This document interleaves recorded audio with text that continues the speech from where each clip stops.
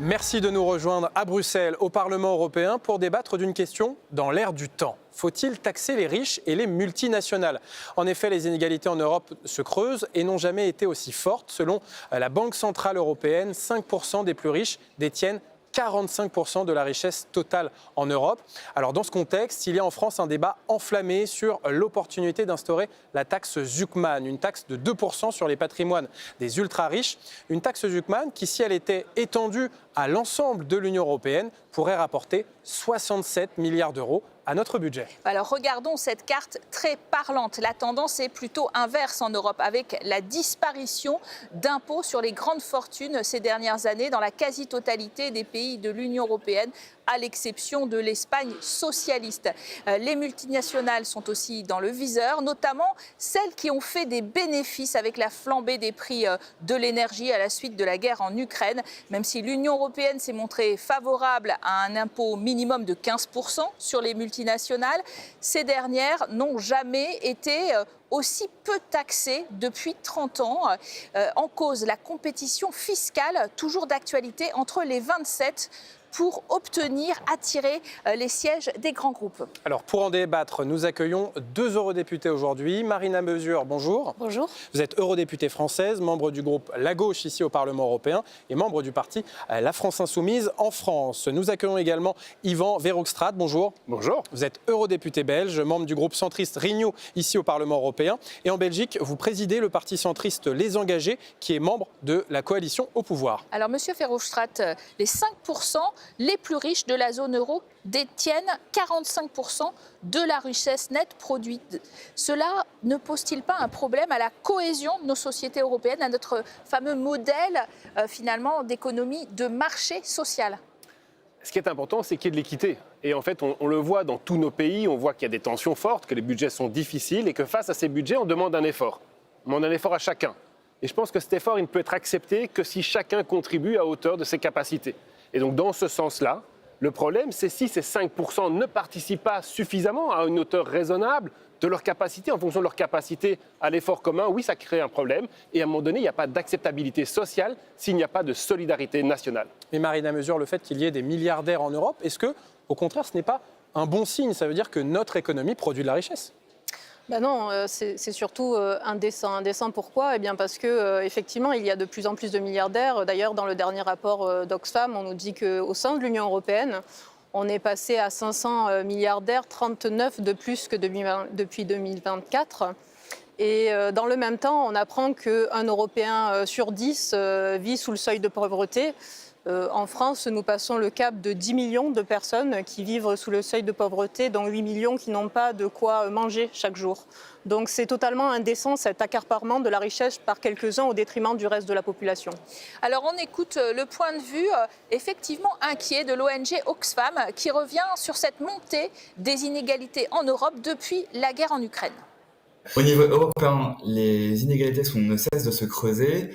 On voit depuis notamment la guerre en Ukraine, il y a une forte inflation qui a touché les personnes les plus précaires au niveau européen, même si maintenant l'inflation est un petit peu derrière nous, mais elle continue à avoir un impact sur les ménages européens avec une baisse de pouvoir d'achat. Dans le même temps, les plus riches et les milliardaires n'ont cessé de voir leur fortune augmenter. Donc on voit bien qu'il y a des fortes disparités et des inégalités au niveau européen. Il y a des pays européens qui s'en sortent un petit peu mieux que d'autres. On a précisément les pays plutôt de l'Europe du Nord qui ont malgré tout des inégalités relativement faibles par rapport à d'autres pays. On pense au Danemark, à la Finlande ou à l'Allemagne. L'ONG Oxfam évalue les efforts qui sont mis en œuvre par les gouvernements pour réduire ces inégalités. Yvan Verhofstadt, parlons de la Belgique notamment, qui a plutôt des bons scores en termes de lutte contre les inégalités. La Belgique est plutôt un pays égalitaire comparé aux autres États membres européens. Comment vous l'expliquez? C'est parce que les Belges payent beaucoup d'impôts? Alors évidemment, oui, il y a cette solidarité, mais de nouveau, je pense que créer de la richesse, avoir de la richesse, c'est à l'avantage de tout le monde, à condition que chacun fasse sa part. C'est ça l'essentiel. Je pense que ça n'a aucun sens de stigmatiser les plus riches. L'important, c'est que ces plus riches puissent contribuer au bien-être commun. Ça a été le cas en Belgique longtemps. C'est vrai que maintenant, on voit qu'il y a une pression qui est de plus en plus forte, et c'est vrai avec l'inflation, sur les plus précarisés.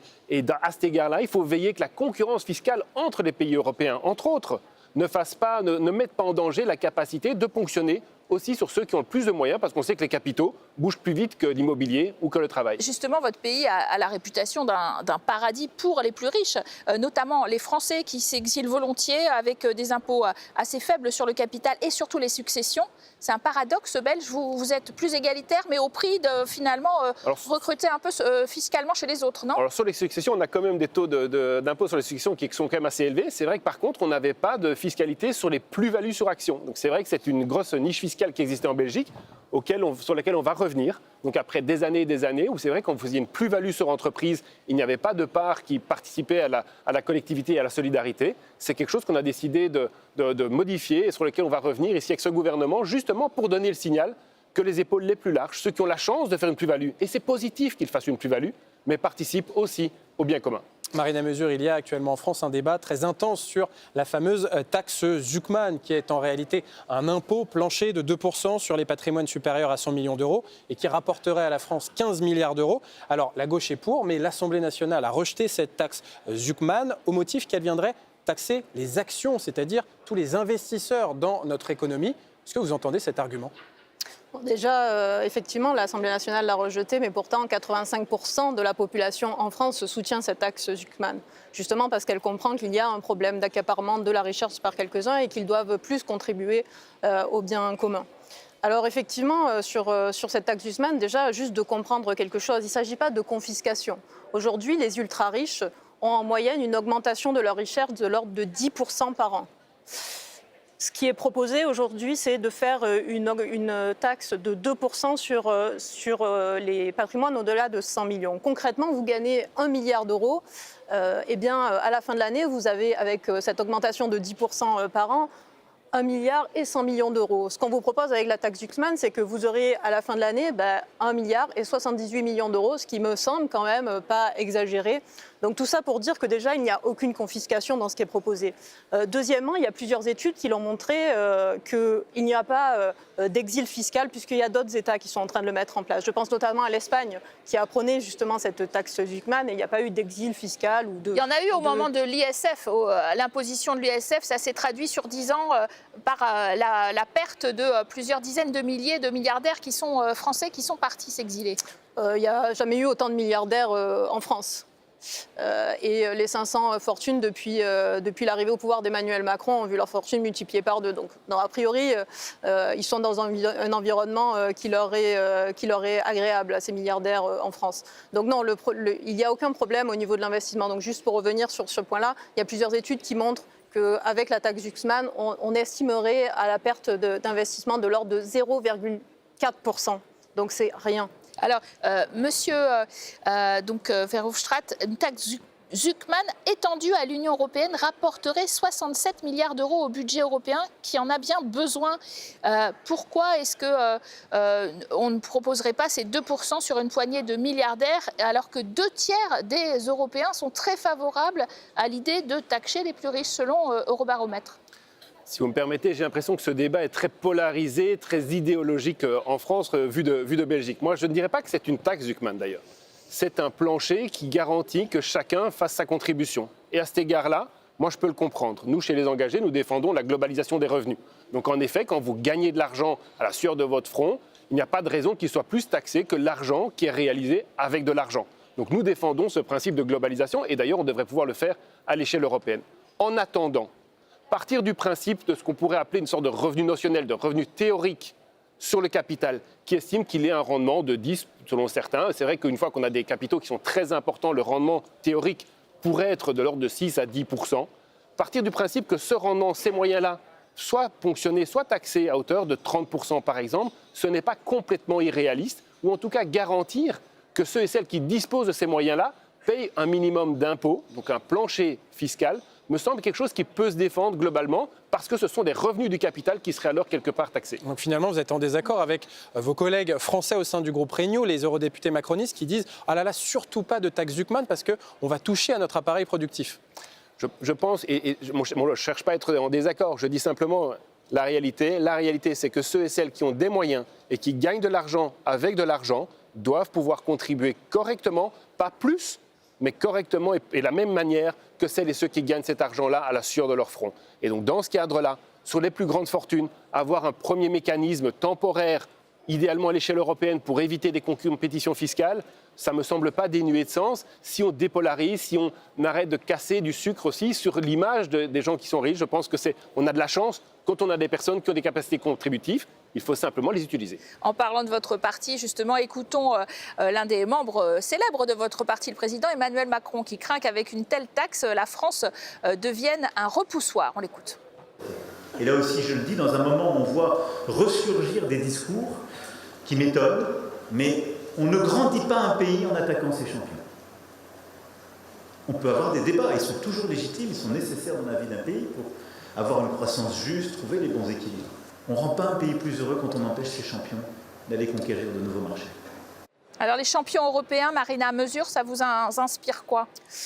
Ça m'inspire le bilan d'Emmanuel Macron. Depuis qu'il est arrivé au pouvoir, il y a plus d'1 million de pauvres supplémentaires en France. Et c'est justement le bilan d'une politique qui visait justement à ne pas taxer les plus riches, à une politique qui visait à faire des cadeaux fiscaux aux entreprises. Est-ce que ça a permis de mieux vivre dans notre pays ? Non. Évidemment, je vois beaucoup d'hypocrisie dans son discours. Alors, parlons des multinationales, Yvan Verhofstadt, car on le rappelle, l'Union européenne s'est engagée en 2021 à un impôt minimum de 15% sur les multinationales, mais ces dernières, quand on regarde l'évolution des chiffres, elles n'ont jamais été aussi peu taxées dans l'Union européenne, en moyenne autour de 18%, un taux qui est plus bas que les petites et moyennes entreprises, avec des disparités entre les pays. Est-ce qu'il y a un effort de solidarité actuellement à demander à ces grands groupes ? Clairement, je pense qu'on doit aujourd'hui prendre la mesure et c'est un des défauts, des péchés originels de l'Europe. Ça a été notre incapacité à avoir une harmonisation d'abord au sein de l'Union européenne elle-même. On voit bien qu'un pays comme l'Irlande, par exemple, avec un taux d'impôt des sociétés plus bas, a 3 fois plus d'impôt des sociétés par habitant que la France, par exemple.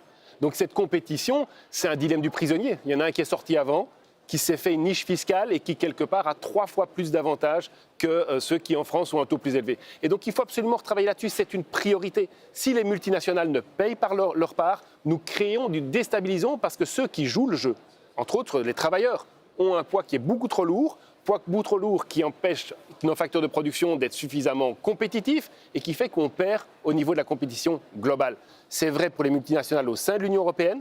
C'est vrai aussi pour les multinationales qui profitent d'une position position dominante, comme les GAFAM par exemple, qu'il faut absolument taxer, qui aujourd'hui profitent trop aux actionnaires. C'est un problème européen. On doit réussir à plus ponctionner sur la valeur créée par ces entreprises-là. Les GAFAM, c'est moins de 10% effectivement de taxation effective, parce qu'il y a des montages financiers et de l'optimisation fiscale. En France, votre parti, la France Insoumise, Marina Mesure, a fait voter à l'Assemblée une taxe sur les multinationales de 26 milliards d'euros. Est-ce qu'on ne tombe pas dans une surenchère fiscale qui mettrait à terre notre compétitivité économique ? Parce que là, on est aussi dans un momentum en Europe où on veut relancer la compétitivité face aux États-Unis, face à évidemment nos partenaires commerciaux qui ne nous veulent pas que du bien. Ce n'est pas la question de la fiscalité aujourd'hui qui est ce qui entrave la compétitivité en Europe. En tout cas, ce n'est pas mon point de vue. Par ailleurs, et je parlais de l'énergie parce qu'effectivement, au moment de la crise, et c'est des débats qu'on a eus à ce moment-là au sein de cet hémicycle, puisque Ursula von der Leyen venait en nous disant qu'il allait falloir taxer les surprofits, notamment des énergéticiens qui s'étaient fait 40 milliards, donc on parle de ces multinationales-là. 40 milliards de bénéfices, par exemple en France, en revendant une électricité plus chère que ce qu'elle leur revenait à produire.